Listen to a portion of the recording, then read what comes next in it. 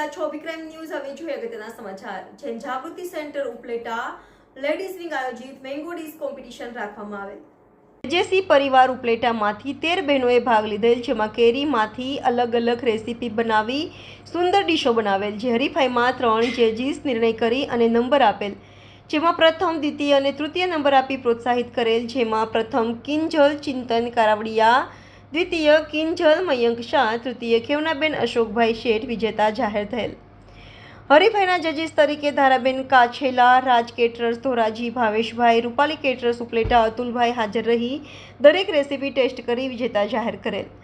જેજેસી પ્રમુખ અશોકભાઈ શેઠ, ખજાનચી મયંક શાહ, રાજેશભાઈ કારાવડિયા હાજર રહી સંપૂર્ણ પ્રોગ્રામને દીપાવેલ. રિપોર્ટર ઇમરાન સરવદી સાથે કેમેરામેન ભાવેશ ગોહિલ, અભિક્રમ ન્યૂઝ ઉપલેટા.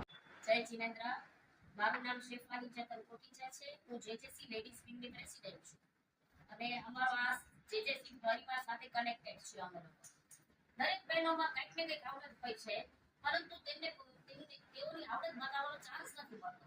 એટલે અમે જેજેસી લેડીઝ વિંગ ઉપલેટાએ નક્કી કર્યું કે આપણે એવી કંઈક પ્રવૃત્તિ કરીએ કે આપણી દરેક બહેનો પોતાની આવડત બતાવી શકે.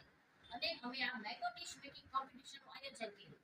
તેમાં 13 બહેનોએ ખૂબ જ ઉમળકાભેર ભાગ લીધો છે અને એમાં અમારા જેજેસી પ્રેસિડેન્ટ અશોકભાઈ શેઠનો પૂરેપૂરો સહકાર છે.